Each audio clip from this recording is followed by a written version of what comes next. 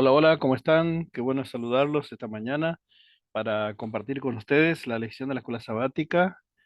Y antes de hacerlo, vamos a solicitar ayuda de lo alto para que el Señor nos acompañe a entender su palabra, la enseñanza que nos quiere dar hoy a través de la lección.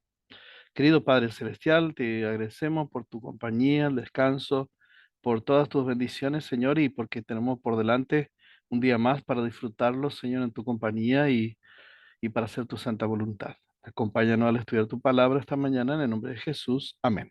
Estamos estudiando esta lección número 6, titulada Lo murió por nosotros, de la escuela sabática del cuarto trimestre, de la lección que se titula ¿Qué es el ser humano y la muerte y nuestra esperanza futura?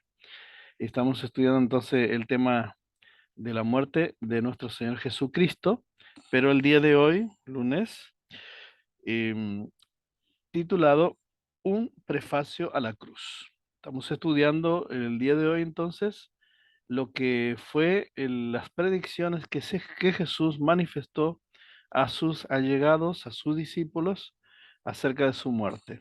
Bueno, dice, ¿cuál fue la reacción de los discípulos a las predicciones de Jesús sobre su propio sufrimiento y muerte? ¿Y qué deberían estas enseñanzas o estas reacciones sobre el peligro de malinterpretar las escrituras? Y vamos a dialogar acerca de por lo menos 4 versículos donde los discípulos se acercan a Jesús y Jesús les habla de su muerte, pero ellos reaccionaron de una forma totalmente inesperada o inexperta o finalmente sin entender las escrituras o la palabra de Jesús. Mateo 16, 21 al 23, Jesús hace una declaración y dice la siguiente frase que se repite en varios de los otros versículos. Dice que Jesús, llegado el momento previo a su muerte, él comenzaba a declarar que le era necesario ir a Jerusalén, ser tomado preso, maltratado por los fariseos, por los judíos, y luego era necesario que él se muera. En este caso, el apóstol Pedro le dice, no, Señor, nada de esto te acontezca. Ten compasión de ti, le dice Pedro. Esa fue la reacción a la palabra de Dios. Una mala interpretación, entonces, una interpretación muy humana acerca de la palabra que Jesús le estaba manifestando allí a Pedro. Más adelante, en Mateo 17 y también en Marcos 9 y Lucas capítulo 9 también, Jesús manifiesta mucha tristeza. Dice la palabra que él se entristeció él estaba muy triste y manifestó también que era necesario ir a Jerusalén, ser maltratado por su propio pueblo y luego ser muerto, pero también le dijo a sus discípulos que resucitaría el tercer día. Y ellos se entristecieron en este caso, los discípulos, pero lo hicieron en gran manera. Otra vez, em, lo tomaron a esta expresión de Jesús como algo muy literal y negativa y solamente se fijaron en la parte negativa, no en que Jesús moriría y luego resucitaría.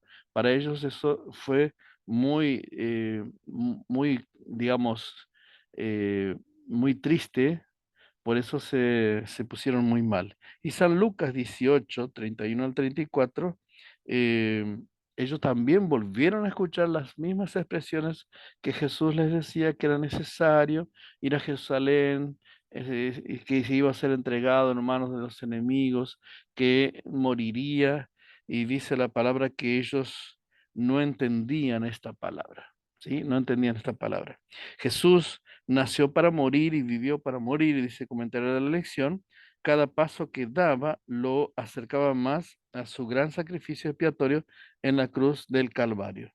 Plenamente consciente de su misión, no permitió que nada ni nadie lo distraiga de ella. En realidad, su vida entera fue un prefacio a su muerte en la cruz.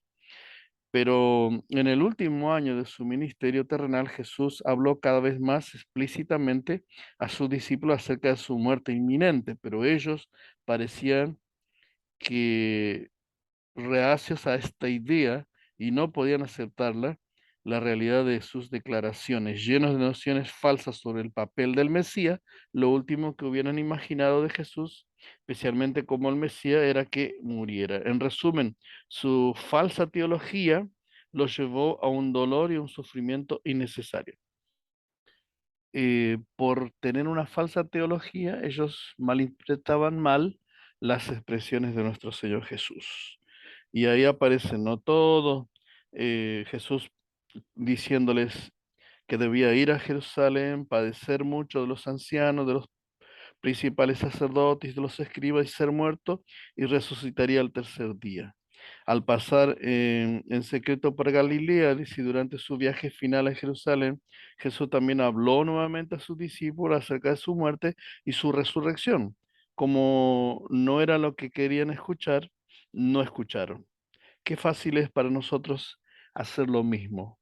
A veces, eh, cuando escuchamos algunas cosas de la palabra de Dios, pero son cosas que no nos gusta escuchar, cerramos nuestros oídos y damos una interpretación totalmente diferente de las escrituras.